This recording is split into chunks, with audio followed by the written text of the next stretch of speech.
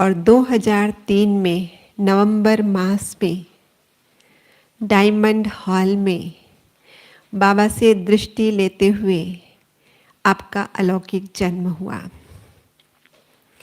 और उसके बाद तो आपने ईश्वरीय पढ़ाई भी जारी रखी और लौकिक पढ़ाई भी जारी रखी, जिसमें आपने एमडी किया, कई सारी फेलोशिप्स ली, डिप्लोमा लिए, फेलोशिप प्रोग्राम्स किए।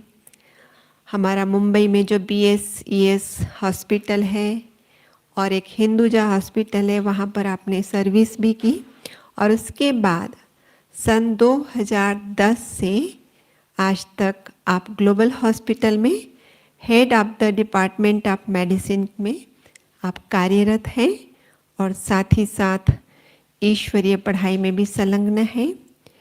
आपकी रुचि बाल्यकाल से ही हिंदू धर्म शास्त्रों को पढ़ने की रही, उपनिषद आदि पढ़े, लेकिन साथ साथ आपने वेस्टर्न फिलॉसफी, अन्य धर्मों की, साइकोलॉजी की, हिस्ट्री आदि की बहुत गहन स्टडी की है, जिस कारण से ही आप सब अनुभव करते हैं कि भ्राता जी की हर क्लास में हर नई स्टोरी होती है, हर नए गीत होते हैं, हर नई कविता होती है।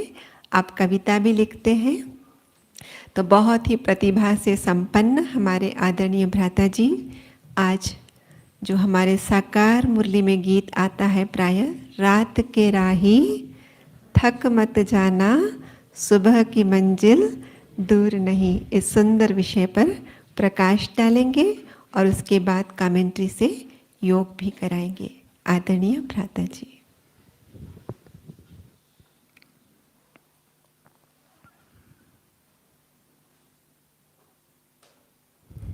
ओम शांति।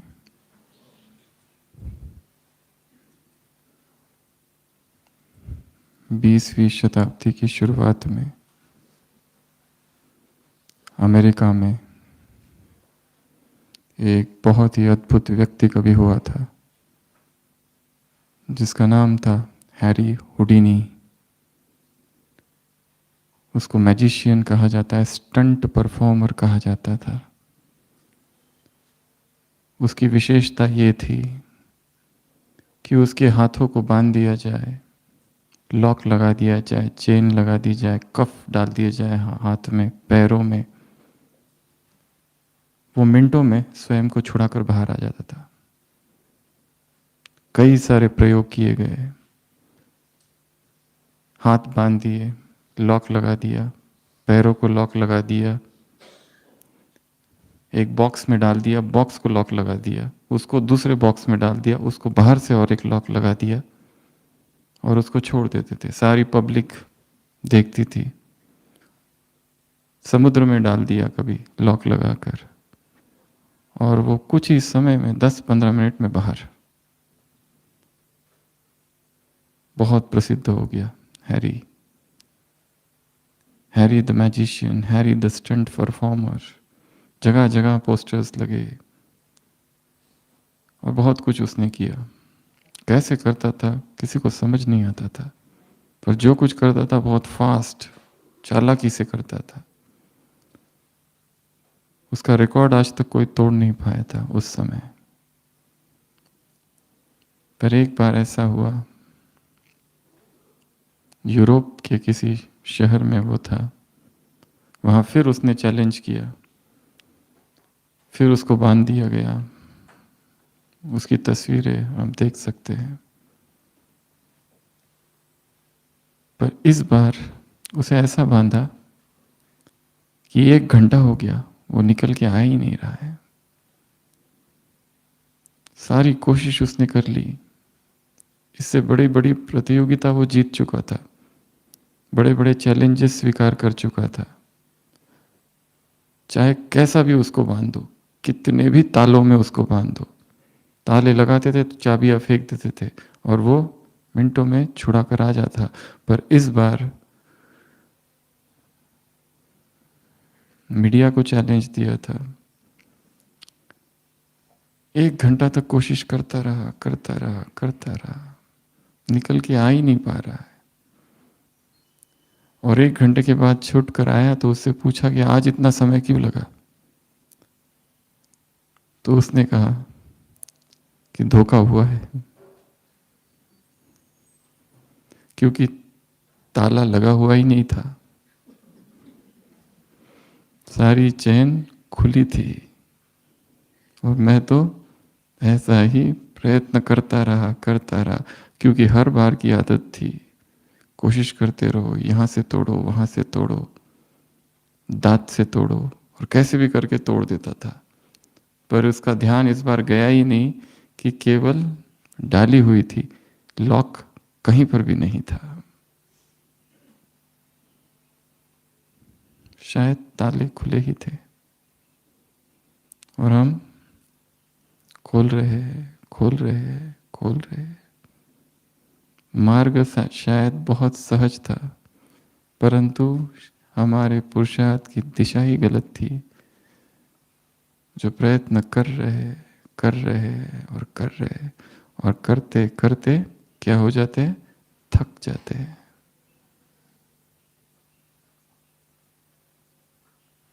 कहीं हमारे जीवन की स्थिति भी ऐसी तो नहीं, गांठें शायद बंधी ही नहीं है, मन के किसी कोनों में बहुत कुछ है, हम चाह रहे उसे खोलते, खूब प्रयत्न कर रहे, खूब पुरुषार्थ कर रहे, योग, तपस्या, सब कुछ, परंतु रुक कर देखना है कहीं दिशा ही गलत तो नहीं।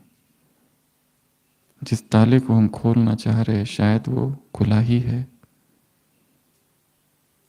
अपने मन में जो गांठें लगी है उनको खोलना है,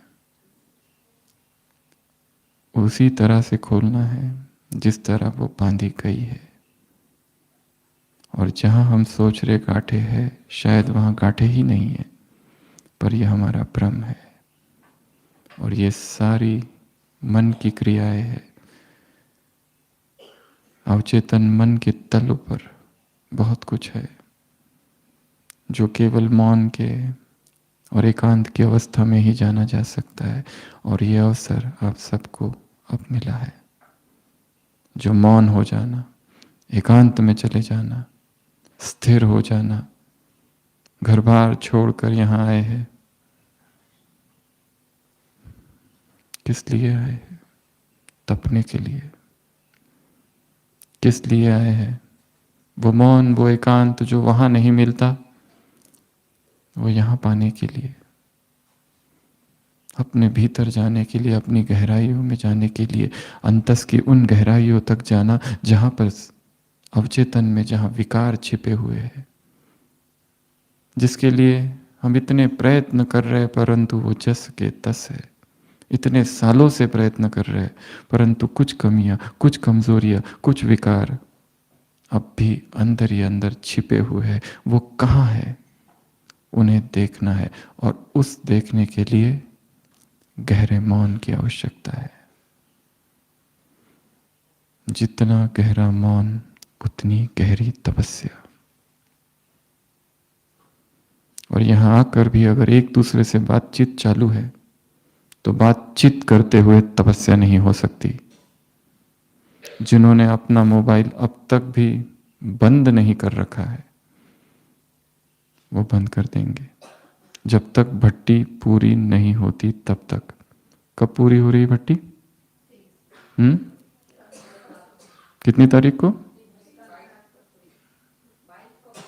22 अर्थात कल, परसों सुबह तक। परसों सुबह ही मोबाइल ऑन करना।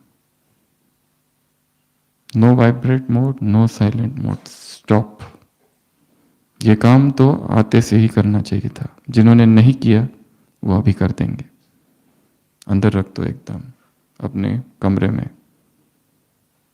कोई काम नहीं है उसका। किससे क्या बात करनी है, इस सीमा रेखा के अंदर अपने आप को बांध देना है। कमरा, क्लासरूम, मुरली क्लासरूम, बाबा के 4 धाम, डाइनिंग, बस ना किसी डिपार्टमेंट में जाना है, ना किसी से बात करनी है, ना आपस में कोई बात करनी है, ना आपस में कोई अनुभव शेयर करना है। जो कुछ करना है जब भट्टी पूरी हो जाएगी 8 बजे परसों, फिर ही एक दूसरे से शेयर करना है, क्योंकि ऐसा मौका बार बार नहीं आएगा। ज्ञान तो बहुत है, सारे ऑडियोज मिल जाएंगे, सारे वीडियोस मिल जाएंगे, किताबें मिल जाएगी, डायरिया मिल जाएगी, सब कुछ मिल जाएगी। एक चीज नहीं मिल पाएगी, वो है अनुभव, जो 1 सेकंड में होता है। केवल जीवन की सारी तैयारी उस 1 सेकंड तक पहुंचने की है। जो गहरे से गहरा अनुभव है वो केवल 1 सेकंड का होता है, और वो इतना डीप होता है, इतना गहरा होता है कि चेतना उसमें हिल जाती है। वो प्रभु प्रेम का एक आंसू जो आंखों से टपकता है, उसमें सदियों की प्रभु प्रेम की प्यास होती है। बस बैठ जाना है। यहां जो कुछ क्लासेस हो रही है, केवल लिखना लक्ष्य नहीं, केवल नोट करना लक्ष्य नहीं, केवल सुनना लक्ष्य नहीं, पर बैठे बैठे ही अनुभव।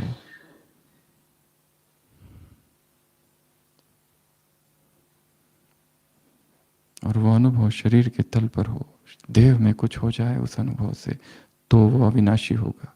नहीं तो केवल चिंतन है, केवल बुद्धि का विलास है, केवल वाणी का रस है, भक्ति मार्ग है, और कुछ नहीं। इसलिए यहाँ बैठे बैठे ही लक्ष्य रखना है, चलते फिरते लक्ष्य रखना है, अपने कमरे में जाते तब लक्ष्य रखना है, भोजन करते तब लक्ष्य रखना है, 4 धामों की यात्रा में लक्ष्य रखना है कि मुझे कुछ यहाँ से ले जाना है, और जो ले जाना है वो स्थूल नहीं है, अनुभव है। ऐसा अनुभव जो अंकित हो जाए चेतना पर।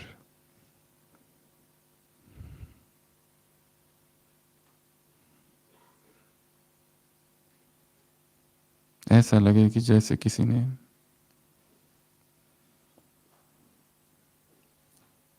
हृदय पर घात कर दिया है, खून बहने लगे। इतना गहरा अनुभव जिसकी स्मृतियां लंबे समय तक रहे, क्योंकि बार बार मधुबन में आने का अवसर नहीं मिलेगा। आगे क्या होगा पता नहीं। क्या किसी ने 2020 की शुरुआत में सोचा था कुछ? किसने क्या क्या योजनाएं बनाई होगी? कहाँ गई सारी योजनाएं? सब खत्म। किसने सोचा होगा विदेश जाऊंगा, किसने सोचा होगा ये करूंगा, वो करूंगा, ये सेवा करूंगा, वो सेवा, ये प्रोग्राम, वो प्रोग्राम। कुछ हुआ? सब कुछ नहीं हो पाया। जो सोचा नहीं था वो हो गया। इस वर्ष क्या होगा पता नहीं। हो सकता है यही मधुबन की अंतिम यात्रा है, ये भी हो सकता है। इसके बाद द्वार ही बंद हो जाए।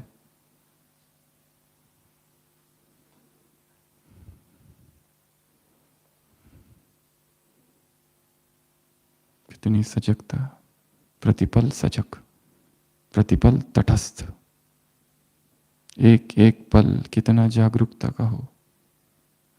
अगर यहाँ आकर भी आपस में बातें चालू है, यहाँ आकर भी फोन पर बातें चालू है, तो अनुभव कब होगा?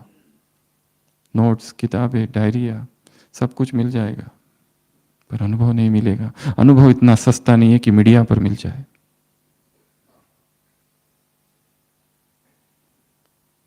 अनुभव त्याग मांगता है, अनुभव मौन मांगता है, अनुभव एकांत मांगता है, अंतर्मुक्ता मांगती है।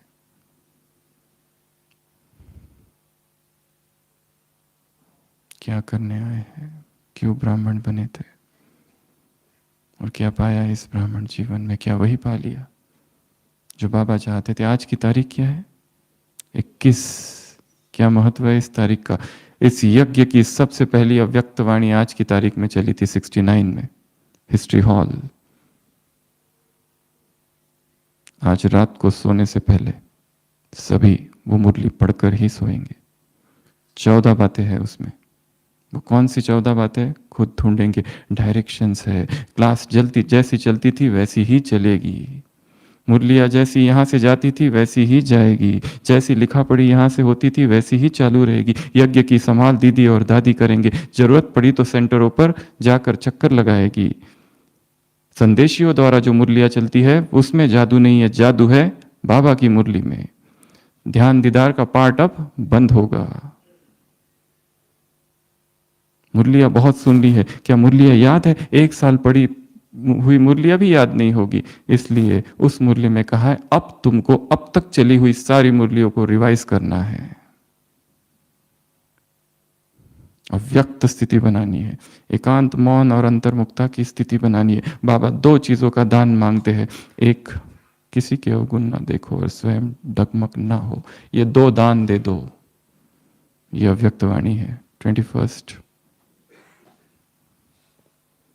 जनवरी 1969 शाम की मुरली।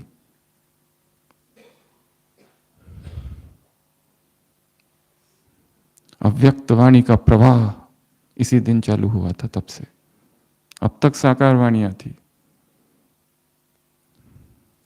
भगवान अव्यक्त वाणियों का सागर है, अव्यक्त आवाज का सागर है। उसकी आवाज ने भी इस सृष्टि चक्र में करवट बदली थी आज ही के दिन।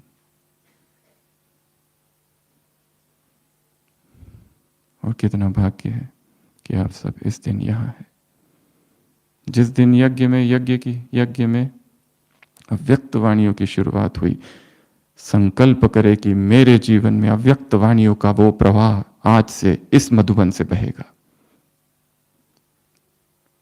1100 अव्यक्त वाणियां है, 69 से लेकर तो 1916 तक।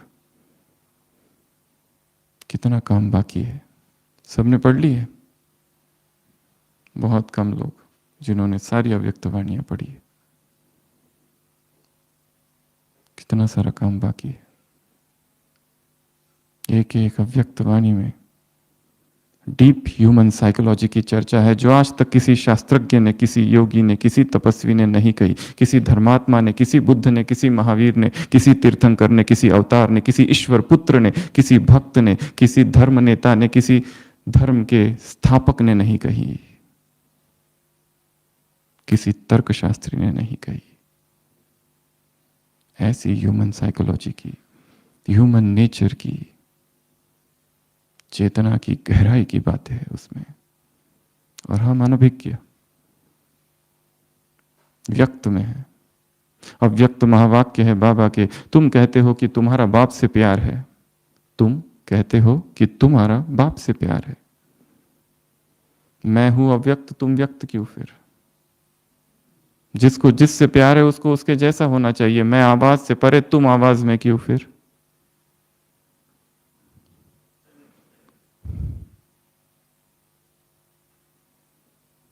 कारण बताओ। भगवान के महावाक्य है।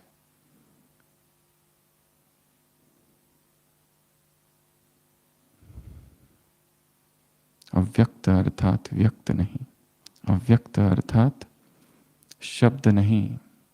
इस संसार में कितने शब्द है, सुंदर सुंदर शब्द है, सुंदर सुंदर भाषाएं है, परंतु क्या मौन से बड़ी श्रेष्ठ कोई भाषा है? ना।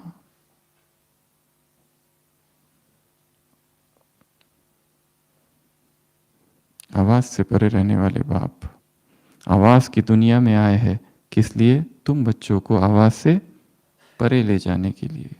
किसी मुरली की शुरुआत है, इसीलिए थकान हो गई है, क्योंकि दिशा ही गलत हो गई है। अमृत वेले उठना, मुरली सुनना, ब्रह्मा भोजन खाना, सेवाएं करना, नुमा शाम का योग करना, बस इसी को ही ज्ञान में चलना, यह पुरुषार्थ समझ रखा है।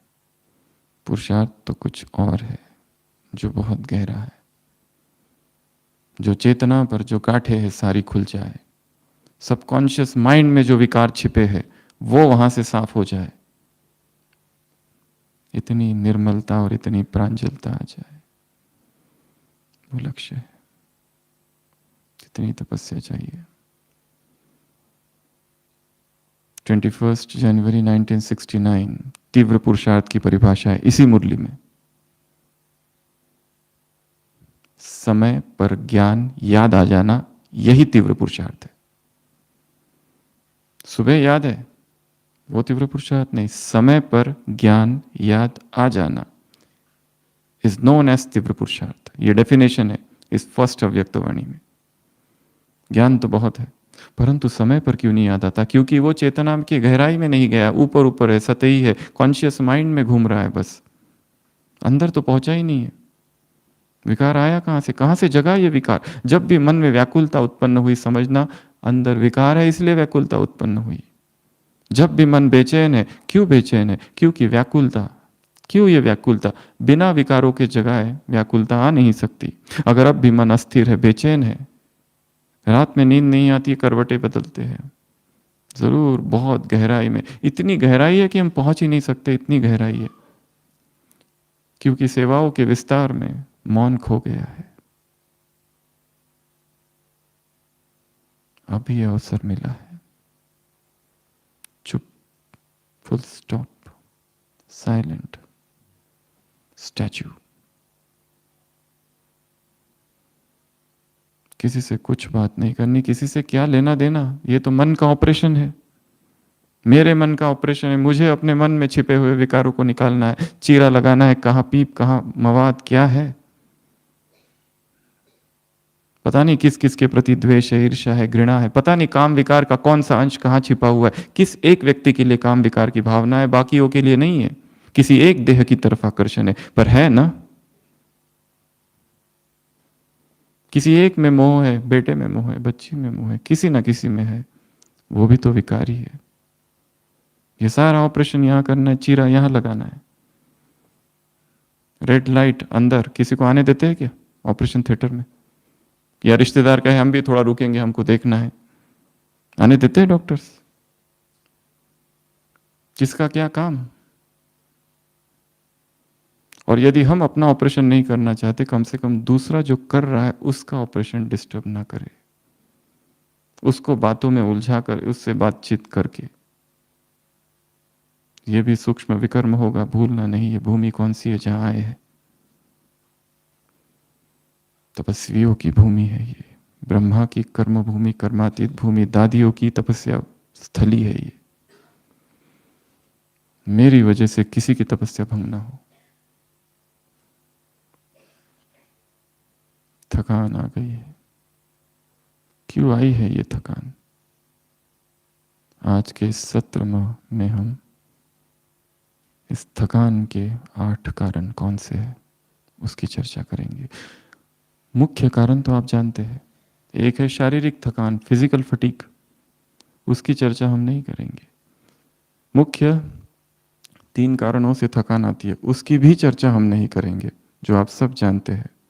विकारों की वजह से थकान आती है, व्यर्थ से थकान आती है, व्यर्थ और निगेटिव से। शरीर का सेवा व्यक्ति को नहीं थकाती है, कितनी भी सेवा करा लो, सेवा नहीं थकाती उसकी। सेवा के समय चलने वाले व्यर्थ संकल्प उसको थकाते हैं, पर इसकी चर्चा हम आज नहीं करने वाले। ना ही निगेटिव उसे थकाता है। तीसरा, विघ्न, ब्राह्मण जीवन में आए हुए विघ्न थका देते हैं, पर हम इसकी भी चर्चा नहीं करने वाले। विघ्नों से पार कैसे करें, बहुत चर्चाएं है, भूल लिया है। ये तीनों ही चीजें थका देती है। विकार जगे, थकान आई, काम जगा, थकान आ जाती है, क्रोध जगा, थकान आई। पहला। दूसरा बताया व्यर्थ, निगेटिव। इसी मुरली में बाबा ने दान मांगे हैं 2, बाप बच्चों से 2 दान मांगते हैं, किसी के भी अवगुण हम नहीं देखेंगे। कितनी बड़ी प्रतिज्ञा है। चाहे कोई कितना भी रावण से भी डेंजरस, खतरनाक हो, तो भी हमें उससे क्या। जो व्यक्ति दूसरों को दुख दे रहा है, टॉन्ट कर रहा है, कमेंट्स कर रहा है, तकलीफ दे रहा है, वो वास्तव में खुद ही की आत्मा पर हिंसा कर रहा है, वो खुद को दुख दे रहा है। क्योंकि प्रकृति और ड्रामा के नियम अटल है, जिसने जिसको दुख दिया, दुख उसके पास आएगा। जिसने जिसकी निंदा की, अव्यक्त महावाक्य है बाबा की, उसकी दुगुना निंदा होगी एक दिन। कोई नहीं छूट सकता इससे। क्या करे फिर जब देखे दूसरों को, दूसरों को कमेंट कर रहा है, डिस्टर्ब कर रहा है, दुख दे रहा है, करुणा का भाव, कल्याण हो जाए इस बेचारे का। बाबा के महावाक्य, ऐसा किसी को देखो तो सोचो ये तमोगुनी आत्माएं है, रहम का भाव, उसके प्रति घृणा नहीं, उसके प्रति नफरत नहीं, और जिस पर किया जा रहा है उसे शक्ति, उसे धैर्य आ जाए, उसमें सहन कर ले, सामना ना करे विरोधियों का। सामना करेंगे तो विरोधी और भड़काएंगे,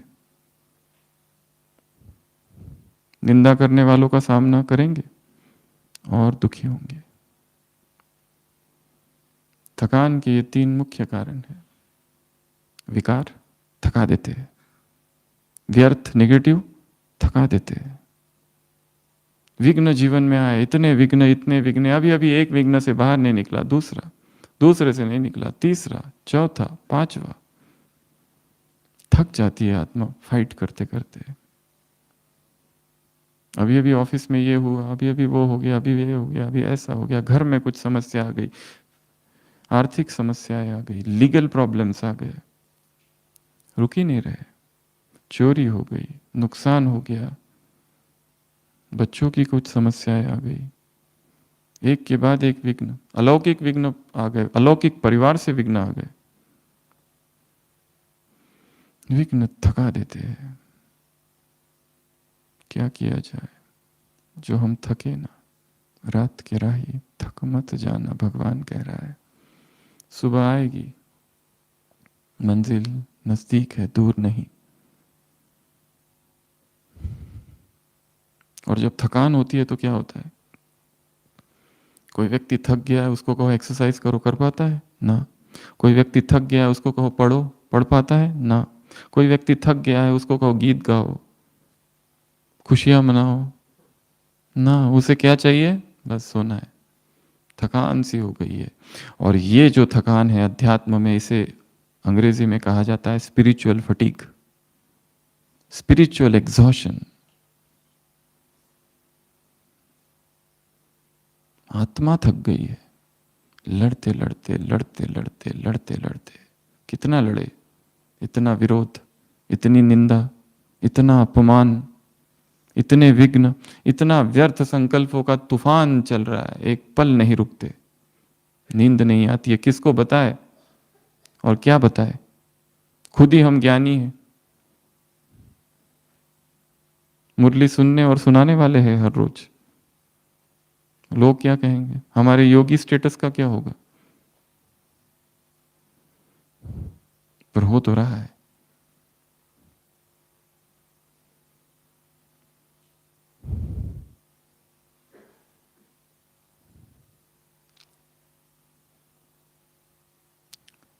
ये कारण है, इन्हीं कारणों पर चिंतन करना है। यहां पर आज का दिन, कल का दिन, परसों सुबह तक का समय, पूरी रात है, 2 रातें हैं, बहुत है। तपस्या रात में की जाती है, रात के सन्नाटे में।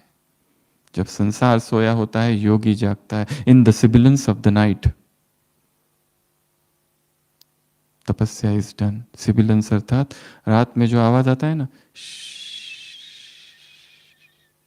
रात की उस आवाज में तपस्या की जाती है, उस मौन में, उस सन्नाटे में।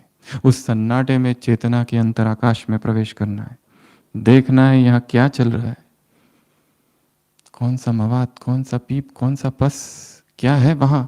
चीरा लगाना है, पता नहीं चीरा लगाने के बाद अंदर क्या निकल के आएगा।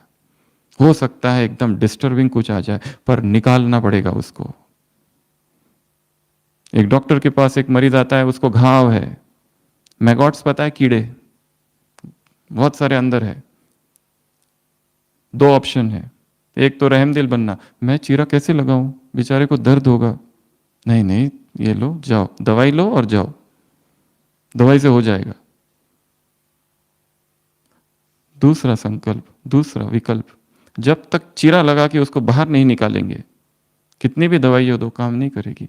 Where ever there is a pus, drain it, ये मेडिसिन का नियम है।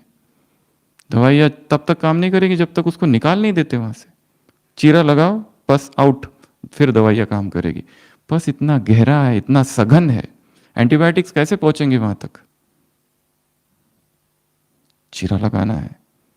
और घबराहट हो सकती है क्योंकि चीरा लगाते ही बचपन का कोई संस्मरण, बचपन की कोई याद जो तब हुआ था 50-10 साल पहले, 20 साल पहले, अब तक वो छिपाई हुई है हमने, या छिप चुकी है या दब गई है। इंतजार है उसको अवसर का, अवसर आते ही बाहर। सोचा था हम तो संपूर्ण ब्रह्मचर्य में स्थित है, परंतु वो काम वासना तो वहां छिपी है, बहुत गहरे तलों में। अवसर की प्रतीक्षा है, अवसर मिला, वातावरण मिला, व्यक्ति सामने आया, परिस्थितियां निर्माण हुई, चित्र चलचित्र दिखे, पोस्टर, पिक्चर, वस्त्र, बाहर आ जाएगी और फिर हम गिर पड़े, क्योंकि काम ऊपर ऊपर से किया था, सबकॉन्शियस माइंड पर काम नहीं किया था। तो 8 चीजों की हम चर्चा करेंगे जो हमको थकाती है। सबसे पहला, आहार।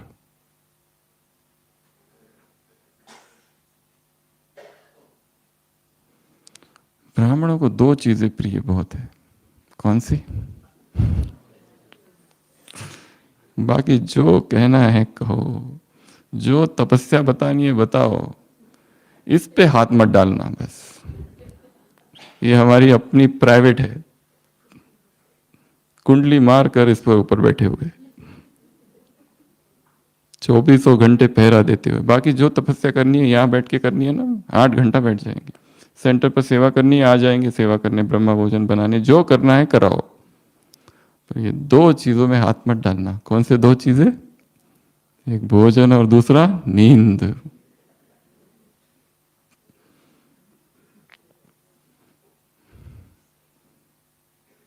अगर थकान को मिटाना है चेतना की, तो पहले स्थूल थकान को मिटाना पड़ेगा। और सबसे मुख्य कारण है जो थकान हो रही है, वो है गलत आहार। जितना जितने हम प्रकृति से दूर होते जाएंगे, उतनी उतनी शक्तियां कम होगी, थकान ज्यादा होगी। कहाँ वो देवता फ्रूट ईटर से ग्रेन ईटर बन गए और सारी शक्तियां नष्ट होने लगी। कहाँ वो प्राकृतिक खाने वाले पकाने लगे और शक्तियां कम होने लगी। कहाँ वो स्वस्थ देवता और ये रोगी मनुष्य।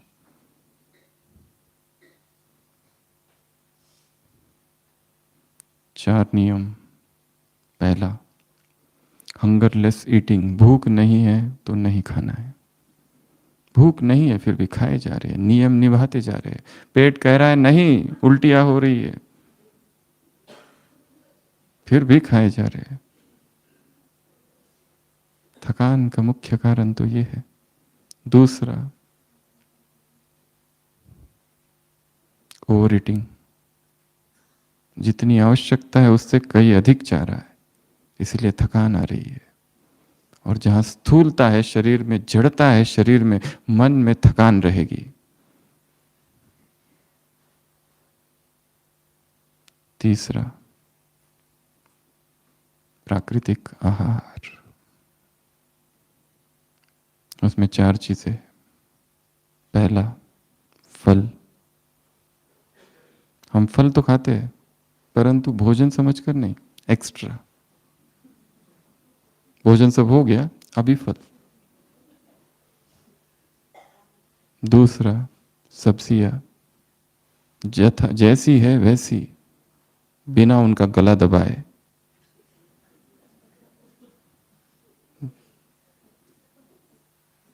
Without murdering them. तीसरा, अंकुरित। और चौथा, भिगोए हुए मेवे। ये 4 ही मुख्य आहार है मनुष्य के। मेवा, ड्राई फ्रूट्स, बट भिगोए हुए। इसके अतिरिक्त जो कुछ बना है वो कम कम करते जाना है। जितना जितना तेल वैतरणी नदी में जो डूबे हुए हैं, उससे बाहर निकलना है। जितना जितना ये मसाला वो मसाला, उससे, क्योंकि उसमें उत्तेजना है, और जहां उत्तेजनाएं उत्पन्न करने वाला भोजन अंदर जा रहा है वहां विकार जगेंगे। जहां नमक है, कामोत्तेजक है, वो डिसॉल्ट द बॉडी। जहां लाल मिर्च जा रही है, जहां कुक्ड, प्रोसेस्ड, कैंड, पिकल्स, अचार बना बना के रखे हुए हैं और खाए जा रहे, सब सड़ रहा है अंदर जाकर, भारी कर रहा है। और सबसे मुख्य कारण अनाज। अनाज जितना कम हो उतना अच्छा। 4 चीजें करता है वो: जड़ता, सुस्ती, नींद आने लगती है, नींद, आलस, भारीपन, थकाता है। जिस भोजन में प्राण ऊर्जा जितनी अधिक, वो प्राकृतिक है। जो मरा हुआ है उसमें प्राण शक्ति है ही नहीं। 2 types of food, high vibrational, low vibrational. है लाइट फूड, डेंस फूड। बाबा के महावाक्य है, योगी का भोजन सूक्ष्म, अति सूक्ष्मतम होते जाता है। साकार मुरली जुलाई 2020, प्रश्न उत्तर था।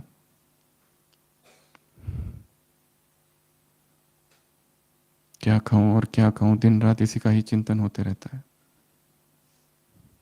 सुबह ये बनाया, दोपहर में वो, रात को वो, सारे दिन भर समय किचन में मजदूरी करते हुए चला निकल जाता है।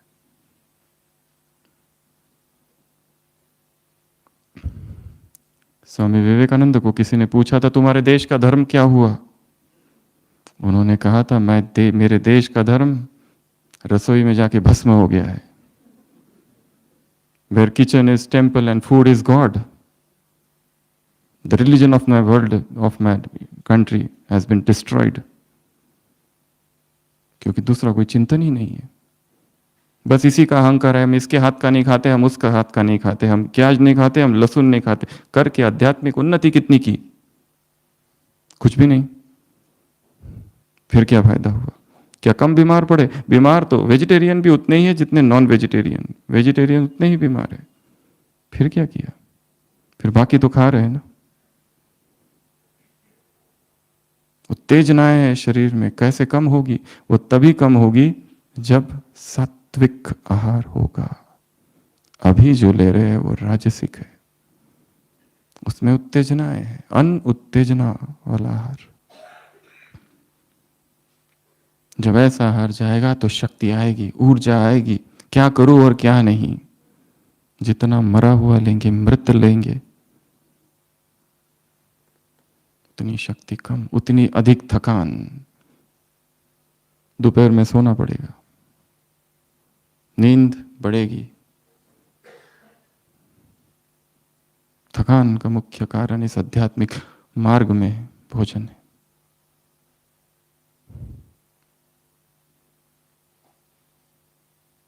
यहीं इसी भूमि से संकल्प करके जाना है।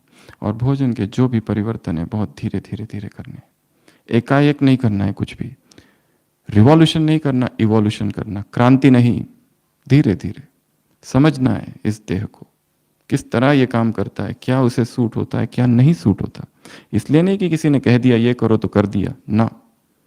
Experiment, research. प्रकृति ने इतना कुछ दिया हुआ है और हम जो कुछ ले रहे हैं, यही तो कारण है अस्वस्थता का। Constipating food, non constipating food, irritating food, non irritating food, सात्विक फूड, राजसिक एंड तामसिक फूड। ये तीसरा, प्राकृतिक। जितना हो सके प्रकृति की ओर चलो, ये सब छोड़ते जाओ। हमारा एक दोस्त था एमबीबीएस में, उसकी माँ थी, जब भी हर साल एक तीर्थ स्थान पर जाती थी और जब भी जाती थी एक चीज छोड़ के आती थी जो उसे बहुत पसंद है। इस बार गई, जिलेबी छोड़ दी। अगली बार गई, खाकरा छोड़ दिया। एक एक साल एक एक छोड़ती थी, to slay each passion each day. समझ में आएगा, उसकी कोई आवश्यकता ही नहीं थी। चौथी बात, हफ्ते में एक बार उपवास।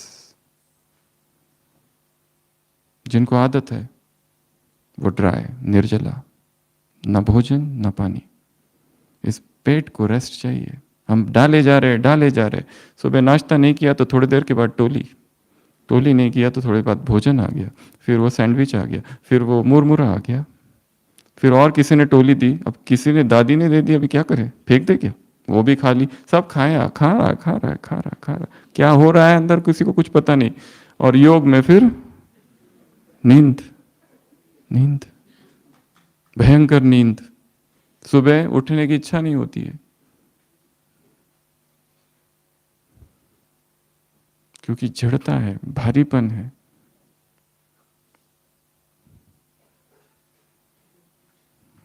भगवान कह रहा है योगी का भोजन सूक्ष्म से सूक्ष्मतर से सूक्ष्मतम हो जाना चाहिए। खुशी ही खुराक है। ये खाऊं वो खाऊं, बुद्धि हट जाए इन सब से। आत्मा और शरीर के बीच सबसे बड़ी बाधा, बंधन, मटेरियल बॉन्डेज भोजन है। जो इससे पार निकल गया वहां आत्माभिमानी स्थिति सहज है। वहां चिंतन की धारा को जो उसमें तेज है, जो वाणी का प्रवाह है, सीधा यहां अटैक करेगा। वो केवल चिंतन नहीं है, बुद्धि विलास नहीं है, वाणी रस नहीं है, अनुभव बोल रहा है। चौथा बताया उपवास। हफ्ते में एक बार, जो नहीं कर सकते 15 दिन में एक बार, जो बिल्कुल नहीं कर सकते वो कम से कम लिक्विड्स, जूस ले लो। देखो क्या होता है, कैसी क्रेविंग, तलब जागती है, फिर पता चलेगा कितने आसक्त हैं हम। लेना है 2-2 घंटे में जूसेस लो। पर जो कर सकते हैं दे गो फॉर ड्राई, निर्जला, न खाना न पीना। कैसी आत्मा उड़ने लगती है परमात्मा की ओर, कैसी आत्मा उड़ने लगती है देह के संसार से परे, कैसी उसमें ऊर्जा भर जाती है, थिंकिंग में कितनी क्लैरिटी आ जाती है।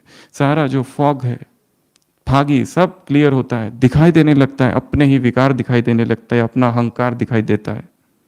इतनी क्लैरिटी, इतना इमेजिनेशन में पावर आ जाती है।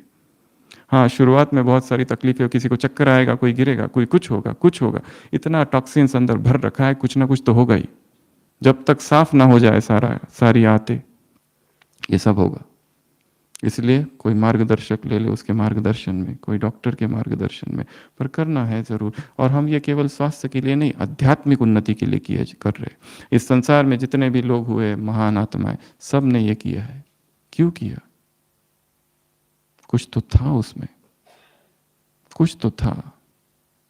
एकदम आत्मा उड़ने लगती है, फिर बोलना नहीं पड़ता है मैं आत्मा हूं, मैं आत्मा हूं। स्वतः अनुभव होता है कि मैं शरीर हुई ही नहीं, अब बचा क्या? आत्मा। तो ये 4 नियम है: हंगरलेस ईटिंग, ओवर ईटिंग, प्राकृतिक एंड उपवास। हफ्ते में एक बार, जितना हो सके संकल्प ले जाना है यहाँ से। और थोड़ी थोड़ी, जिन्होंने कभी नहीं किया है वो समझ ले उसको। वो 12 आवर्स का करे, 16 आवर्स पढ़ाए, 18 आवर्स, 20 घंटा, 24 घंटा। अति में नहीं जाना है, अति सर्वत्र वर्जते, समझते हुए। तो ये सबसे पहला कारण है थकान का, आहार। दूसरा कारण थकान का, बीमारी। बिना स्वास्थ्य के अध्यात्म फेल है। Spirituality is a total failure. जिसके शरीर में ढेर सारे रोग है, कहां से आत्माभिमानी स्थिति? वहां तो शरीर ही खींच रहा है, ये दर्द वो दर्द, ये बीमारी वो बीमारी, ढेर सारी दवाइयां। बुद्धि का वही चिंतन, ये रिपोर्ट वो रिपोर्ट, इसको दिखाऊं उसके दिखाऊं। कहां से ज्ञान का चिंतन? एक बीमार व्यक्ति दुर्बल हो जाता है। और अव्यक्त महावाक्य है बाबा के,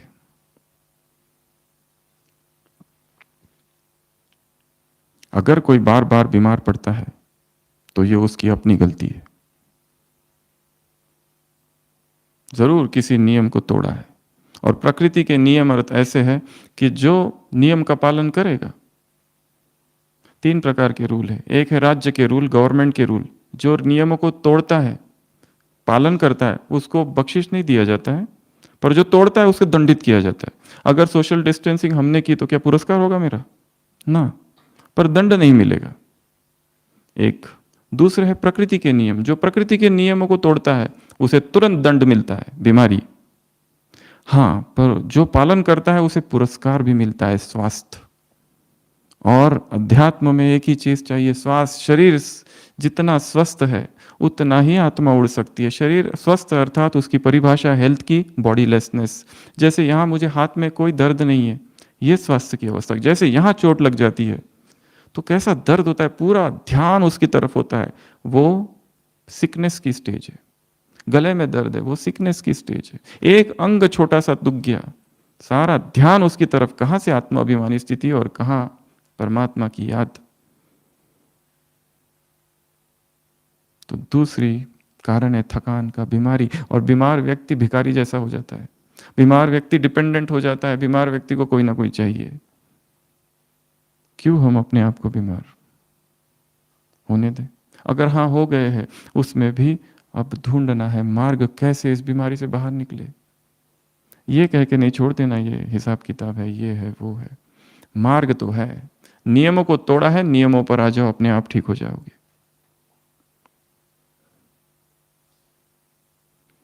तीसरा नियम है ईश्वरीय मर्यादाओं के नियम। उसमें अगर कोई उल्लंघन करता है तुरंत दंड मिलेगा। दुख, बेचैनी, अभी अभी काम विकार जगा, बेचैनी होती है।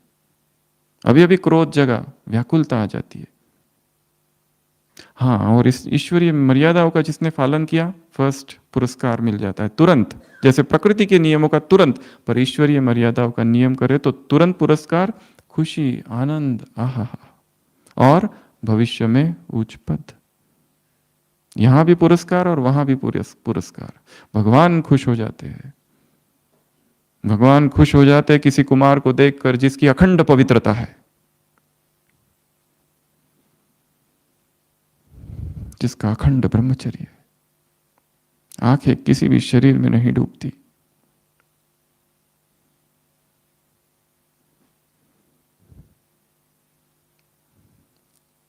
स्वयं को बीमार नहीं होने देना है, कुछ भी हो जाए। अपनी इम्यूनिटी को बढ़ाना है, और इम्यूनिटी का संबंध पेट से है। पेट में क्या जा रहा है इसके मालिक हम हैं। क्या अंदर जाएगा और क्या नहीं, आई विल डिसाइड। जो दिख गया वो डाल रहे डाले जा रहे। कोई विंडो नहीं है, ईटिंग विंडो, कोई टाइम ही नहीं है। जैन लोगों का अच्छा शाम हो गई तो नहीं खाते, कम से कम बंद है उसमें। हमें रात में 2 बजे भी कोई उठा दे और वो बता दे जो हमारी पसंद की है, तुरंत अंदर बाबा की याद में। एक भाई था, वो कहता है कि हम टीवी भी देखते और बाबा को याद भी करते भोजन करते समय। जब नीचे देखते तो बाबा को याद करते, जब ऊपर देखते हैं खाते हैं तो टीवी भी देखते हैं। दोनों कामों का बैलेंस रखा है।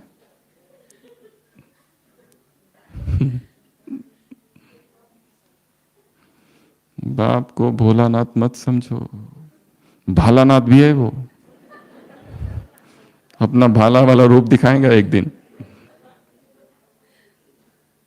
भोलानाथ और तीसरा भालानाथ।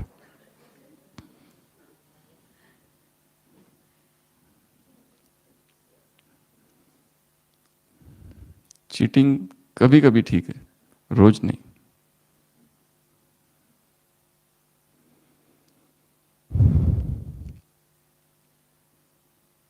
बीमारी से मुक्त होना है, एक्सरसाइज रोज होनी चाहिए, वॉकिंग रोज होनी चाहिए। अपने ग्रीन टाइम को बढ़ाओ, प्रकृति के सानिध्य में, जहाँ झरने हैं, जहाँ झील है, जहाँ पहाड़ियाँ है, जहाँ पर खुली हवा है, मैदान है, जहाँ हरियाली है, जहाँ जंगल है, जहाँ छत है, जहाँ बगीचा है, उसमें समय बिताना है। फ्रेश हवा, वायु, ऊर्जा, प्राण ऊर्जा जाने दो। प्राण, तेज और ओज, ये 3 चीजें हैं। पूरा शरीर प्राण, ऊर्जा और तेज से भरा हुआ हो। और ऐसा शरीर, उसको बहुत ज्यादा स्थूल फिजिकल फूड की आवश्यकता नहीं, वो तो ऊर्जा पर जीता है।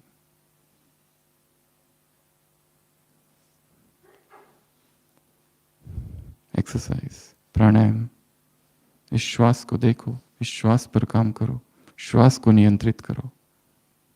ये सब काम करने हैं जिससे शरीर स्वस्थ रहेगा, निरोग रहेगा। तो ये दूसरा कारण है थकान का। बीमारी हो जाती है, सर्दी खांसी हो गई तो कितनी थकान आ जाती है। बाबा को रात में ही बोल के रख देते हैं, बाबा बुखार लग रहा है, इसलिए कल का अमृत वेला नहीं करेंगे। बाबा से परमिशन ही ले ली, ऑफिशियल परमिशन ले ली, अब क्या प्रॉब्लम है? क्योंकि लग रहा है ना बुखार। चेक करूं? नहीं नहीं, चेक उसमें नहीं आता है, हमारा अंदर का है, वो थर्मामीटर में नहीं दिखाता है। कोई जांच करा लो, नहीं जांच में तो आज तक कुछ आया ही नहीं, सारे रिपोर्ट नॉर्मल, और हमारी बीमारी इतनी ज्यादा, ये रिपोर्ट लैब ही गलत है, ये डॉक्टर ही ठीक नहीं है, क्योंकि हमारा कुछ आता ही नहीं किसी में। हमको बीमारियां तो पूरे शरीर में है, क्या बताऊं, इतनी बीमारियां हैं, हर जगह दर्द है, अंग अंग में दर्द है, पर रिपोर्ट में कुछ नहीं है। हो सकता है शायद दर्द शरीर में नहीं, कहीं और है।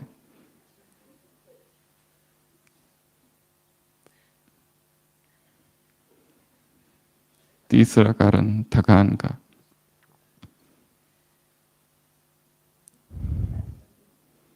कर्मकांड, रिचुअल्स। ये क्या है? एक रूटीन बना रखा है, बस उसी को रिपीट किए जा रहे, रिपीट किए जा रहे। ओल्डनेस, नयापन कुछ है ही नहीं, वही पुरानापन। वही अमृत वेले उठे, गुड मॉर्निंग कर दिया बाबा को, फिर मैं आत्मा हूँ, फिर सूक्ष्म वतन में, इधर तिलक उधर तिलक, फिर बाप टीचर सदगुरु हो परम धाम में, ज्ञान का सागर, प्रेम का सागर, आनंद का सागर, नीचे उतरे, फिर सतयुग में हूँ, फिर सर्वगुण संपन्न 16 कला संपन्न, फिर द्वापर में इसको वरदान उसको वरदान, ये देवी हूँ वो देवी हूँ, फिर संगम युग पर महान आत्मा हूँ, श्रेष्ठ आत्मा हूँ, फरिश्ता हूँ, इसको सकाश उसको सकाश। काम पूरा हुआ।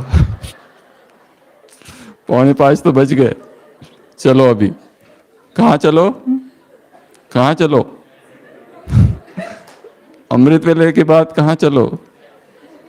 बीत चली दुख भरी रात, स्वर्णिम प्रभात मैं लाया हूं। बिस्तर पुकार रहा है, त्यज अगर मगर, आ जाओ इधर।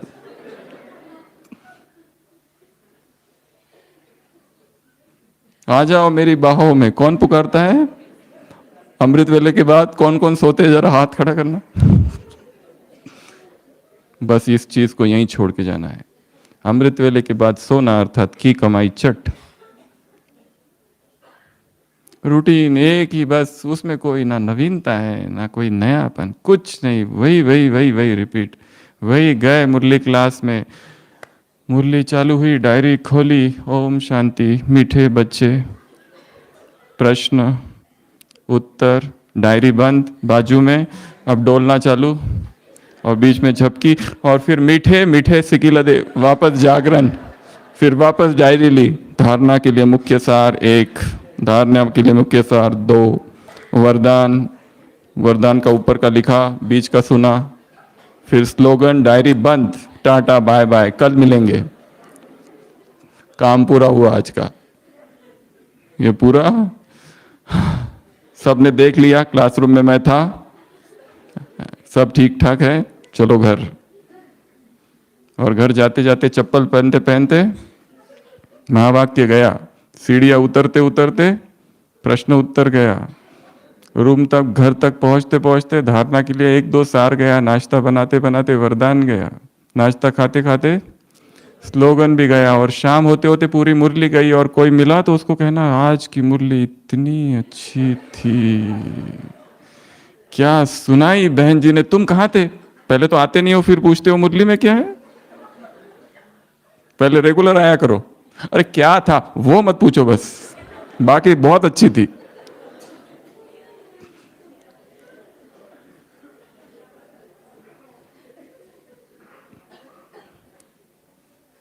वही वही वही वही वही वही रिपीट रिपीट, वही दिनचर्या, वही सब कुछ, उसमें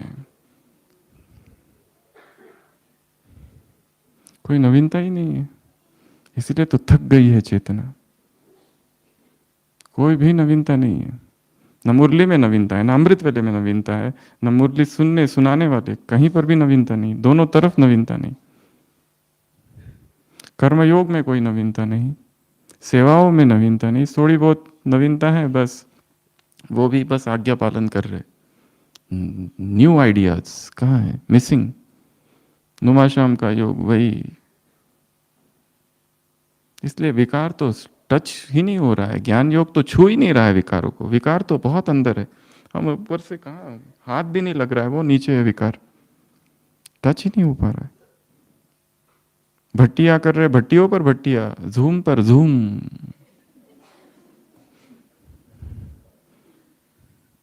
पर कुछ हो कुछ नहीं रहा है, क्यों? परिवर्तन रहित भट्टियां, क्योंकि कुछ तो खोया है। The silence is lost, the newness is lost, the depth is lost, the experience is lost. सुनने को बहुत अच्छा लगा और बहुत हंसी आई और बहुत रस लगा, बट सत्यता कटु है, और यही सत्य है। ये सब कुछ कर लिया, सब कुछ किया, परंतु पहुंचे कहीं नहीं है। पहले इसको स्वीकार करो।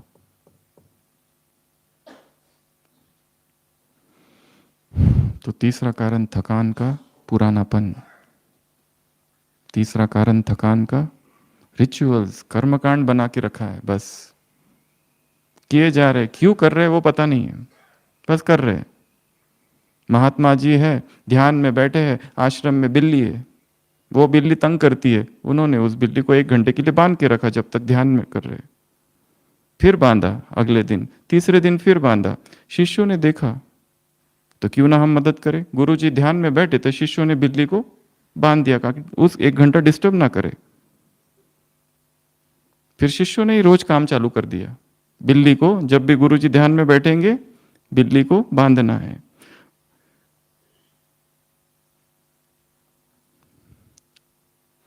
एक बार बिल्ली मर गई, दूसरी बिल्ली लेके आए, गुरुजी ध्यान में बैठे, बिल्ली को बांधो, गुरुजी मर गए, दूसरे गुरु बने, फिर दूसरी बिल्ली लेके आए। परंपरा चालू है, जब भी बिल्ली हर महीने होनी चाहिए, और जब भी कोई भी ध्यान में बैठे बिल्ली को बांधना है। क्यों बांध रहे हैं किसी को पता नहीं, कब चालू हुई परंपरा, बहुत पहले हमारे आश्रम की ये परंपरा है, ऐसा ही करना होता है। महात्मा बुद्ध ने 6 साल तपस्या की, बहुत तपस्या की, कुछ नहीं मिला, छोड़ दिया, सब खाना पीना छोड़ दिया, गिर पड़े। सुजाता नाम की कोई बहन थी, बहन माता, उसने उनको खीर पिलाई, फिर ध्यान में बैठे, फिर संबोधि प्राप्त हुई। कई सारे आश्रमों में ऐसी प्रथा है, ध्यान में बैठने से पहले खीर खाओ। अब खीर खाने का ध्यान का क्या संबंध? परंपरा चल पड़ी। हम भी कहीं ऐसा तो कुछ नहीं कर रहे, बस किए जा रहे हैं, किए जा रहे हैं, किए जा रहे हैं, उसका ना अर्थ पता है ना कुछ पता है, बस किए जा रहे हैं। चिंतन ही खो गया है, नई चिंतन की धारा ही नहीं निकल पा रही है, वही वही वही वही वही वही, इसलिए थकान हो गई है, कुछ अच्छा नहीं लगता। मुरली तो जाते हैं, बस नियम निभाते, बैठे सुन लिया, लिख लिया, आगे, उसका कोई अंदर कुछ भी लेना देना नहीं है, कुछ हो ही नहीं रहा है उससे।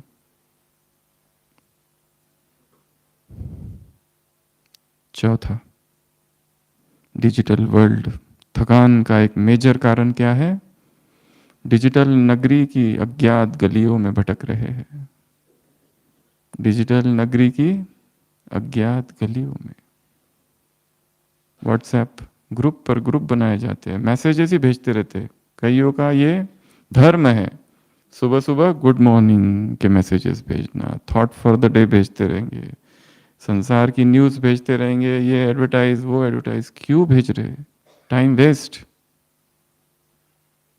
हैप्पी अमृत वेला, हैप्पी सतगुरुवार, आज का मोती, आज का वो, आज का वो, हैप्पी श्राद्ध।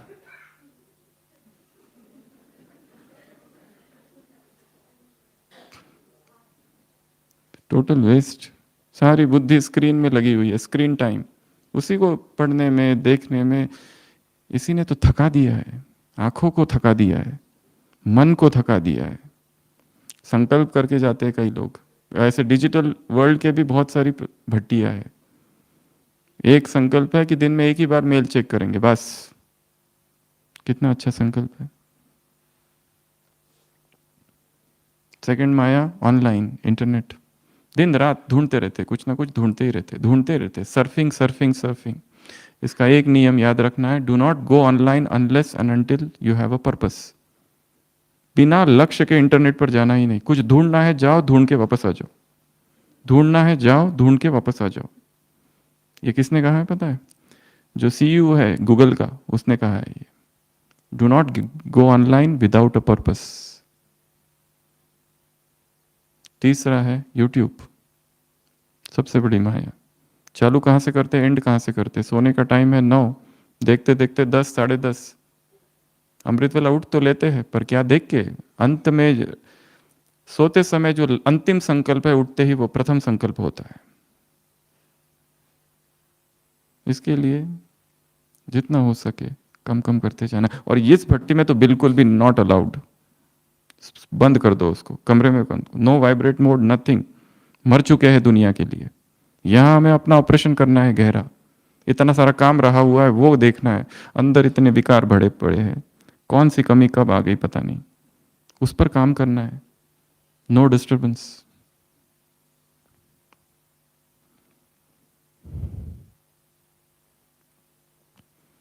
ये जो माया है डिजिटल वाली, कम कम करते जाना है इसको। ये चैनल, वो चैनल, ये कमेंट्स, वो कमेंट्स, सब एक तरफ। जिसको जितना ये कम होगा उतना अच्छा है।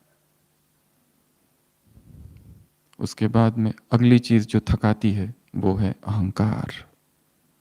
मैं, मेरा, ये सबसे ज्यादा थकाता है। सारा जीवन इस मैं की रक्षा में चला जाता है। मैं और मेरा, मैं और मेरा, मैं और मेरा, यही थका देता है। थकान का मुख्य कारण इस मैं को थोड़ा कम कर दो, थकान अपने आप कम हो जाएगी। जीतने दो दूसरों को। इंग्लिश में कहावत है, in the battle of ego the winner is loser. अहंकार के युद्ध में जो जीतता है वो हारता है। इसके लिए हार जाओ इस युद्ध में, जीतने दो दूसरों को, सामना नहीं करना है किसी का। और ब्राह्मणों के बीच में ही कंपटीशन, ब्राह्मणों के बीच में सेवा में प्रतिस्पर्धा यदि है और उसमें से दुख हो रहा है तो क्या कहेंगे? बेचैनी है, व्याकुलता है, जेलसी है, क्या कहेंगे इसको? रमेश भाई साहब थे, उन्होंने कभी एक अनुभव सुनाया था, बड़ा ही खराब अनुभव है। किसी एक जगह पर गवर्नर के पास शिवरात्रि का प्रोग्राम है, ब्रह्मा कुमारी भाई बहने गए और कहा कि हमारे सेंटर पे आप आना, सेक्रेटरी से मिले कि हमारे सेंटर पर आना, वहाँ पर शिवरात्रि का प्रोग्राम है। उन्होंने कहा ठीक है हम आ जाएंगे। दूसरे सेंटर वाले गए अगले दिन कि हमारे यहाँ से शिवरात्रि का प्रोग्राम है, आप आ जाना। तो उनको क्या पता, उन्होंने कहा हम तो ऑलरेडी आ रहे हैं आपके पास। उन्होंने कहा कहाँ आ रहे हैं? वहाँ। उन्होंने कहा वहाँ नहीं जाना, वो अच्छा नहीं है, हमारा अच्छा है। ये सर्विस है या डिससर्विस?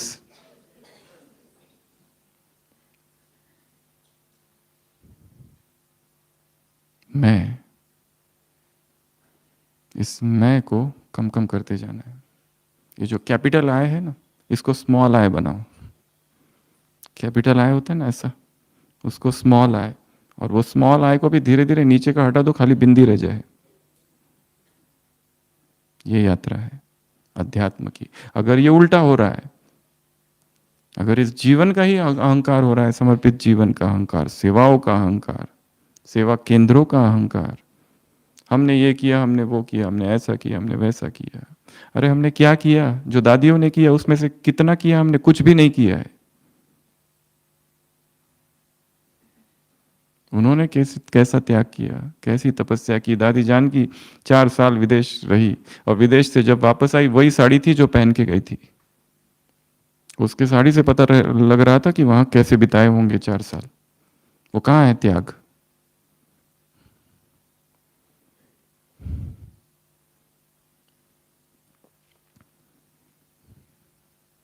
हमारी कौन सी सेवा और कैसी सेवा और क्या सेवा? कुछ नहीं किया, क्या खाक किया हमने? उनकी सेवाओं के आगे हमारा कुछ भी नहीं है। और इन छोटी मोटी सेवाओं का इतना अहंकार, इतना अभिमान, किस बात का अहंकार और किस बात का अभिमान? ये मैं की रक्षा ही हमें थका देता है। गिर जाने दो इस मैं को। टीचर बहनों से कभी बाबा ने प्रश्न, दादी जानकी ने प्रश्न पूछा था, क्या बनना चाहती हो? सेवाधारी, निमित्त या कठपुतली? टीचर बहनों से दादी जानकी का प्रश्न था, क्या बनना चाहती हूँ? सेवाधारी, निमित्त या कठपुतली? ये यात्रा है सेवाधारी से निमित्त की। निमित्त में भी अहंकार आ सकता है, मुझे बाबा ने निमित्त बनाया, तुमको थोड़ी बनाया, मुझे बनाया गया। निमित्त होने का, निमित्त भी कह रहे, मैं निमित्त हूं भी निमित्त भाव, केवल निमित्त मात्र कह रहे हैं, उसका भी अभिमान है। कठपुतली अर्थात उसका कुछ है ही नहीं, वो करा रहा है, उसके हाथ में डोरी है, उसको इस सेंटर पर रखना है, इस सेंटर पर, उसको उस सेंटर पर भेजना है, उस सेंटर पर, उसको ये सेवा देनी है, ये सेवा, उसको ये सेवा नहीं देनी है, वो सेवा, उसको ये खिलाना है, उसको वो खिलाना है, जो दे रहा है बस समर्पण। That is the highest form of surrender, समग्र समर्पण। और यहां अगर हम मैं को पकड़े हुए हैं तो द्वंद्व होगा, बेचैनी होगी अंदर, गिर जाने दो। अगले 1.5 दिन यहां पर अंतर्मुखी होकर देखना है कि मेरे जीवन में मैं कहां कहां है और कैसे उसको गिराऊं, ईगो। अगली कारण है थकान का, दुर्भावनाएं, किसी के प्रति द्वेष, किसी के प्रति ईर्ष्या, फीलिंग्स, किसी के प्रति नफरत, किसी के प्रति ईर्ष्या है, कुछ तो है। इसके लिए एक मेडिटेशन है जिसको कहते हैं लविंग काइंडनेस मेडिटेशन। सभी के लिए शुभ भावनाएं निर्माण करनी है। जो भी सुबह योग करते हैं, शाम को योग करते हैं, योग के बाद एक संकल्प करना है कि मैंने जो योग किया और उसका जो बल है, उसका जो पुण्य है, सबको मिल जाए, मेरे अकेले तक सीमित ना रहे। जो मैंने अभी अभी सेवा करके आया उसका फल किसको मिल जाए? सभी ब्राह्मणों को मिल जाए। ये कितनी अच्छी बात है, ये संकल्प क्रिएट करना। और एनालाइज करना है, स्कैन करना है कि कौन सी आत्मा है जिसको मैंने अब तक माफ नहीं किया है, कौन सी आत्मा है जिससे माफी मांगनी है, हमने गलती की थी पर अहंकार मुझे माफी मांगने में नहीं दे रहा है माफी, इसलिए मन से पहले माफी मांगते रहना है कि जरूर कोई आत्मा थी जिसे हमने हर्ट किया था, इनडायरेक्टली हर्ट किया था। देखना है जब तक वो आत्मा के दिल से, हर आत्मा के दिल से दुआएं हमारे लिए नहीं निकलती, हमारा पुरुषार्थ आगे नहीं बढ़ सकता। एक आत्मा के प्रति भी हमारे मन में घृणा है, हम आगे नहीं बढ़ सकते। बहुजन हिताय बहुजन सुखाय, सबका कल्याण हो, सबको सद्बुद्धि मिले, सभी के प्रति करुणा जागे, ये भाव, ये बड़ा गहरा काम है, मन में घुसना होगा अंदर। उसके बाद है अगला दुख। सब कुछ मिल गया है पर एक दुख है, एक अवसाद है, उदासी है। ये उदासी भी थकाती है, मन में उदासी है, अच्छा नहीं लगता है, कुछ उदास उदास सा लगता है, गुमसुम बैठे रहते हैं, यही तो थका रहा है। What is the reason? दुखस्य कौन कारणम, इस दुख का क्या कारण है? और वो ऊपर से नहीं है, गहराई में है। एक लेखक ने लिखा है, मैं हंसता हूं इसलिए क्योंकि नहीं तो रो पड़ूंगा, दिखाने के लिए हंसता हूं लोगों को, क्योंकि दुख इतना गहरा है, कैसे छिपाऊं इस दुख को। I laugh I smile to hide my sorrow, ऐसा तो नहीं। भगवान कहते तुम्हारी खुशियों भरी जीवन, नशा रहना चाहिए, जो मिल गया, जो पाना था पा लिया। दुख यदि है, कारण ढूंढो, कहां चालू हुआ, कितने वर्ष पहले चालू हुआ, कौन से स्थान पर, कौन से समय। रोज अंतर्मुखी होकर वहां जाना, उस कारण को देखना, साक्षी होकर और वापस आ जाना, वो उसका प्रभाव धीरे धीरे कम होते जाएगा। दुख।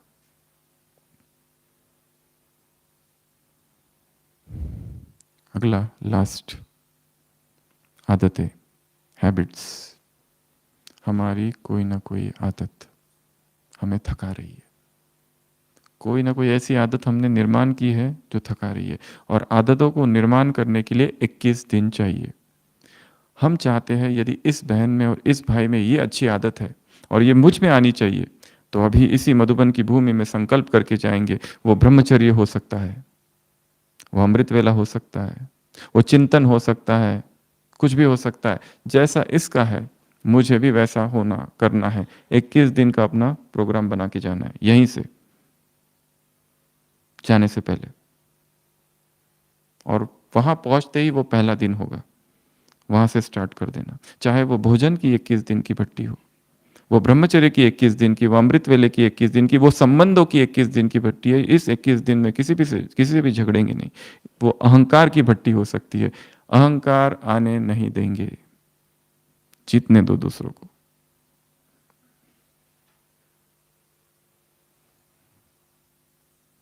वो योग निद्रा की भट्टी हो सकती है, योग निद्रा का हम अभ्यास करेंगे। ढेर सारी चीजें, बहुत सारी ड्रिल्स है, कुछ भी ले सकते हैं। बाबा के कमरे में बैठो, बाबा की कुटिया में बैठो, शांति स्तंभ में बैठो, हिस्ट्री हॉल में बैठो, और यहाँ से तपस्या का संकल्प लेके जाना है। तपस्या यहाँ, असली तपस्या वहां जाके चालू होगी। तो 21 डेज की कोई भी एक टॉपिक ले लो, उस पर यहाँ से जाते ही भट्टी चालू। टॉपिक डिसाइड यहाँ रहते हुए करना है, प्लानिंग यहाँ करनी है, वहां जाके इम्प्लीमेंटेशन, ये मुझे करना है। और 21 दिन मैजिकल फिगर है, जो 21 दिन जिसने कर लिया उसको 22वें दिन में वो सहज होगा। जिसको 21 दिन प्राकृतिक खा लिया, उसको 22वें दिन वो खाने की इच्छा नहीं होगी। 21 दिन तक जिसने नमक छोड़ दिया, उसको एक 22वें दिन नमक तो थूक देगा वो।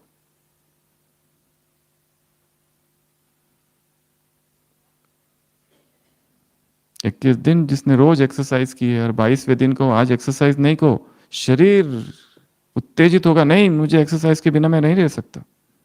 क्योंकि एक्सरसाइज से जो ऊर्जा उत्पन्न होती है, high level of energy develop होती है बॉडी में। 20 minutes, half an hour exercise उसको करना ही करना है, क्योंकि शरीर को वैसी ट्रेनिंग हम दे, जैसे शरीर को ट्रेनिंग देंगे वैसा वो होगा। हफ्ते में एक दिन उपवास का नियम जिसने बना लिया, जैसे ही वो पर्टिकुलर डे आएगा, तुरंत शरीर कहेगा stop, no food no water, nothing, एक घुट भी नहीं जाएगा पानी का अंदर, क्योंकि शरीर को वैसी ट्रेनिंग दी गई।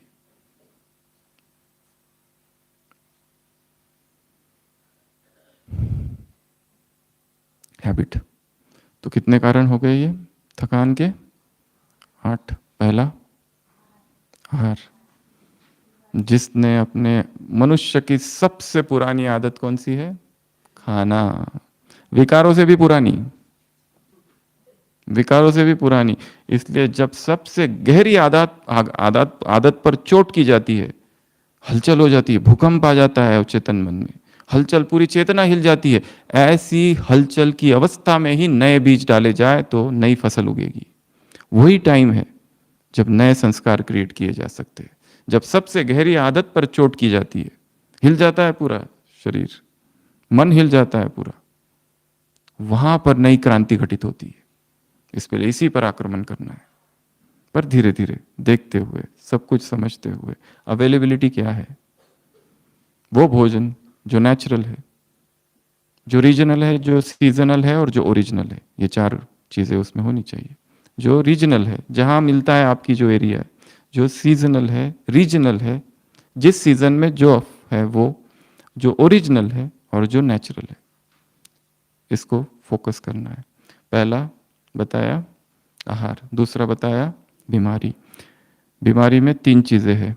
एक, हर साल अपना एक बार चेकअप, दूसरा बीमार न पड़ने का पुरुषार्थ, और तीसरा अगर बीमार पड़ गए तो क्या करना है, इसकी भी प्लानिंग करके रखनी है। ऐसा नहीं रोते बैठे, बीमार हूं बीमार हूं बीमार हूं बीमार हूं, ठीक है मान लिया बीमारी है, बाबा ने कहा बीमारी आती है तो वाह व्याधि व्याह कहो, चली जाएगी वो। उसको इतना उसके बारे में चिंतन नहीं करो, ना ही बीमारी से ज्यादा तो बीमारी का वर्णन व्यक्ति को दुखी करता है। जो आता है उसको अपनी बीमारी की राम कहानी सुनाता है, कैसे क्या हुआ, ये हुआ वो हुआ, इसको दिखाया उसको दिखाया, फिर भी ठीक नहीं हो रहा। तुम बताओ कोई है क्या नीम हकीम? फिर उसके पास, उसके पास, इसके पास।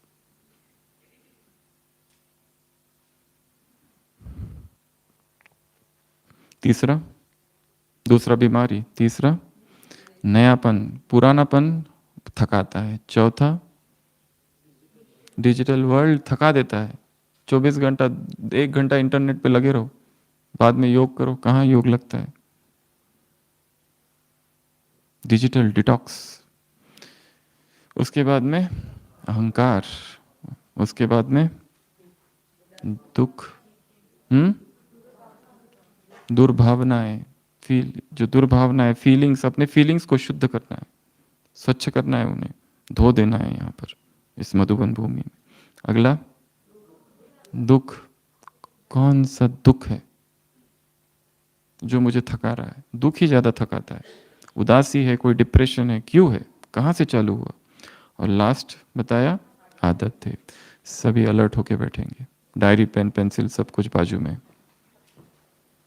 और जब हम कह रहे अलर्ट, अर्थात अलर्ट, स्थिर अर्थात संपूर्ण स्थिर, हाथ की उंगली भी न हिले, ऐसा स्थिर। जहां हाथ रख दिए बस रख दिए, अब हिलेगी नहीं वहां से। जहां पैर रख दिए अंगद की तरह पैर वहीं जमा लो, चाहे सुन्न हो जाए, दर्द हो जाए, होने दो, कुछ नहीं होगा, मरेंगे नहीं। योगी अर्थात स्थिर।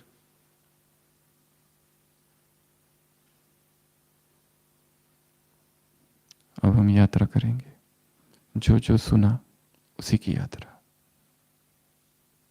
जब हम कहेंगे आंखें खोलना है तब आंखें खोलेंगे, और जब हम कहेंगे आंखें बंद तो आंखें बंद, आंखें बंद।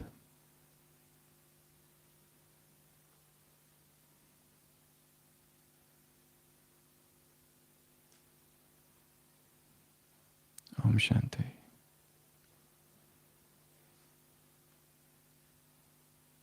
संपूर्ण स्थिरता, संपूर्ण एकाग्रता,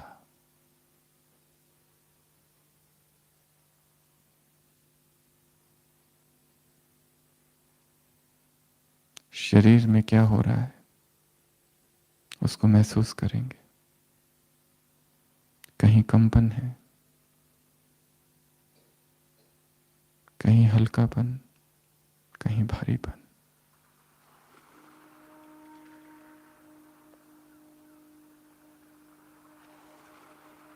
सिर से, सिर के सिरे से पांव तक मन को शरीर में घुमाएंगे। चेहरा, गर्दन,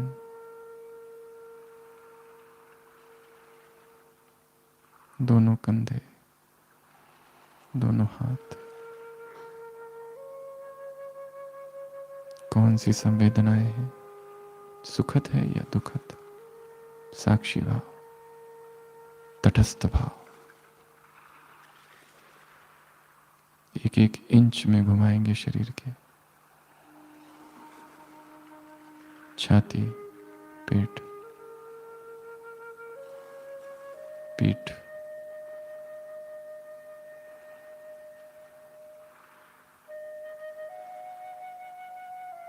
दाया पैर ऊपर से नीचे तक। कहीं तनाव है, कहीं खिंचाव। तटस्थ भाव, निस्संग अवस्था। अपने ही देह को साक्षी होकर देख रहा हूं। बाया पैर,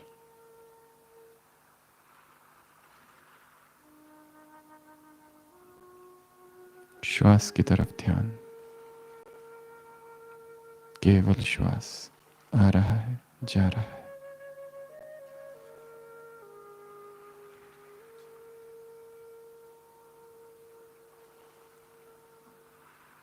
इस शरीर पर जो कुछ हो रहा है सब नश्वर है। इंद्रियों के तलों पर जो हो रहा है साक्षी होकर देख रहा हूं।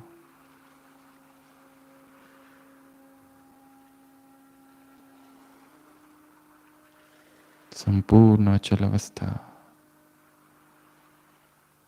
संपूर्ण मौन।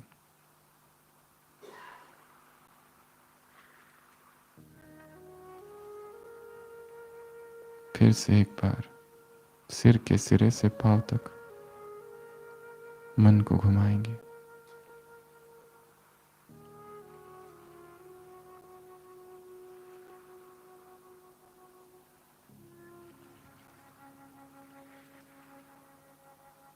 एक एक अंग को देखते हुए उस अंग को ढीला छोड़ते जाएंगे, एक अंग भी ना छूटे। कौन सी उत्तेजनाएं,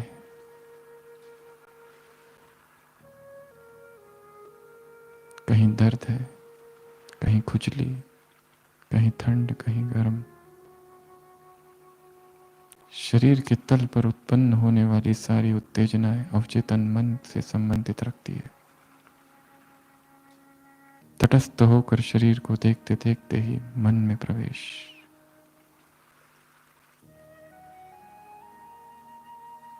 देह के पिंड में विराजमान मैं चैतन्य आत्मा हूं। सारा ध्यान भ्रुकुटी के मध्य।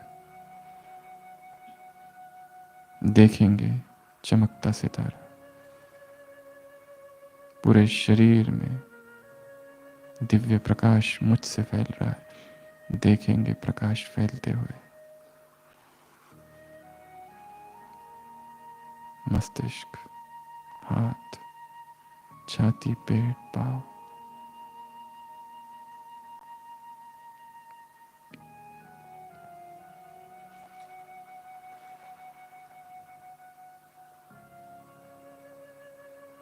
अब लौट चलेंगे उन यादों में, अपने जीवन की यात्रा में। बचपन से लेकर अब तक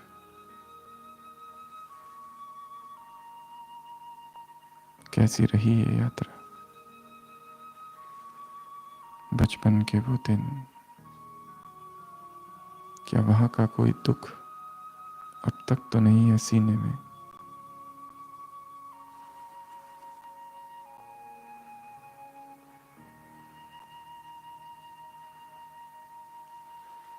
भोजन की यात्रा, क्या जो मैं खा रहा हूं उसकी वास्तव में आवश्यकता है, या ये एक भोग विलास मात्र है।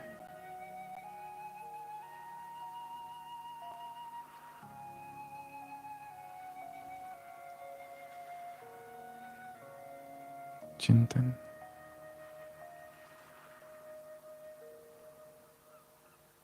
याद करेंगे बचपन से अब तक कब कब बीमार पड़ा और क्यों। कभी अस्पताल में था, कभी घर पर। कैसी अवस्था थी, ज्ञान योग की क्या स्थिति थी बीमारी में।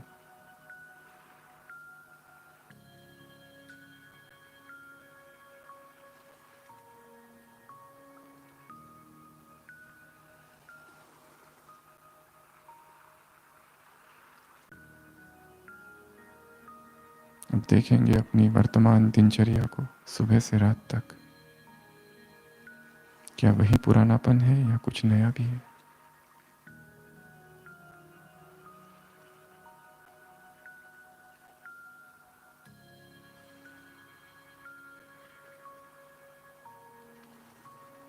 देखेंगे अपने इलेक्ट्रॉनिक्स डिजिटल वर्ल्ड को। कहाँ खोया रहता हूँ दिन भर, मोबाइल में, इंटरनेट में।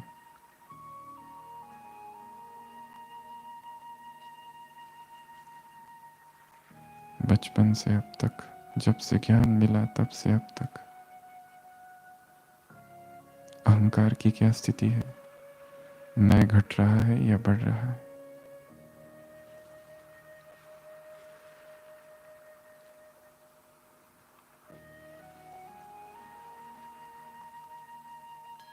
चेक करेंगे अपनी भावनाओं को। वर्तमान जहां मैं रहता हूं, रहती हूं, उन लोगों के प्रति मेरी क्या भावनाएं हैं। किसी के प्रति ईर्ष्या द्वेष तो नहीं।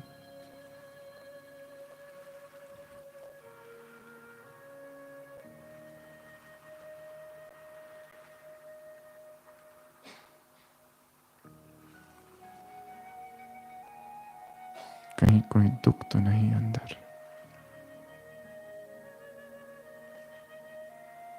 अब आंखें खोलेंगे, बाबा को देखेंगे सामने। बाबा की आंखों से दृष्टि लेंगे। बाबा,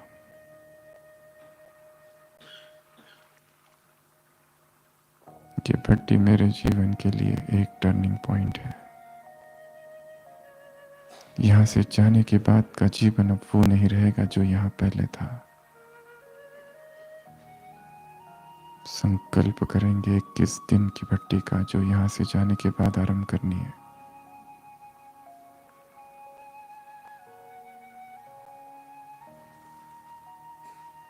बाबा ने अपना वरदानी हस्त मेरे सिर पर रख दिया है। बच्चे, विजयी भव।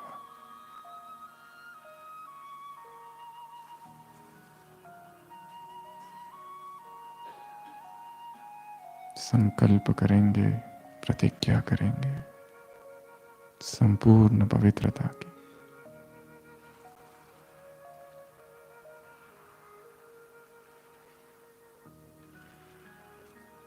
आज तक का जीवन जैसा भी रहा, जो भी रहा,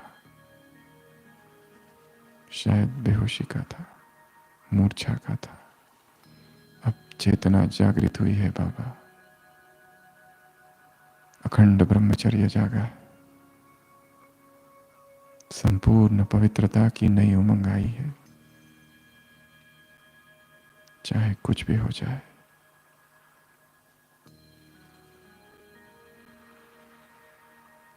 ये प्रतिज्ञा अखंड रहेगी। सभी अपने अपने स्थान पर खड़े होंगे।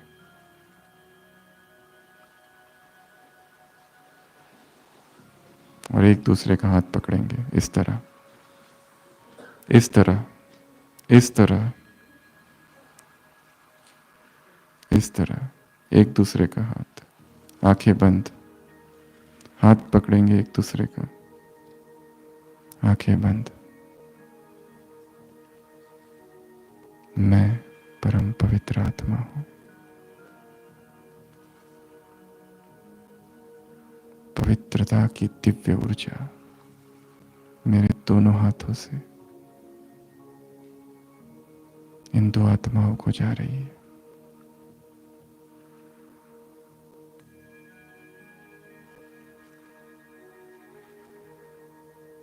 और इन दो आत्माओं की पवित्रता की शक्ति मुझ में आ रही है। अनुभव करेंगे पवित्रता की एक करंट अंग अंग में।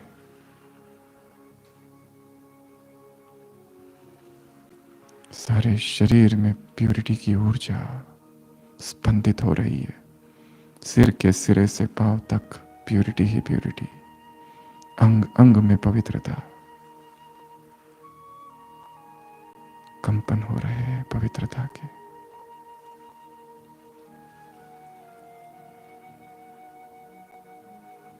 परम धाम से पवित्रता के सागर शिव बाबा की